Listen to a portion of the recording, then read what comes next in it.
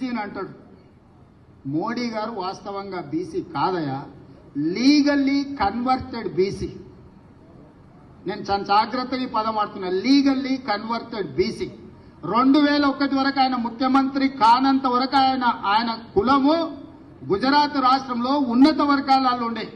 ఆయన ముఖ్యమంత్రి అయినాక ఆ కులాన్ని తీసుకొచ్చి బీసీలో కలుపుకున్నాడయా చట్టం చేసి. ఆయన పుట్టుకతో బీసీ కాదు, నరేంద్ర మోడీ గారు పుట్టుకతో బీసీ కాదు, పుట్టుకతో ఉన్నత కులము.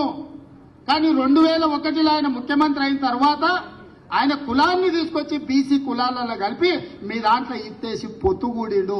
ఇక మీ ఇష్టం, ఆ పైన మీ ఇష్టం. ఆయన కుర్చీలో నేను బీసీని ఉన్నా కదా మీకందరికి ఎందుకు అంటుండు. ఆయన సర్టిఫికెట్ ఈ రోజు బీసీ ఉండొచ్చు, కానీ మనస్తత్వం మాత్రము బీసీల వ్యతిరేక.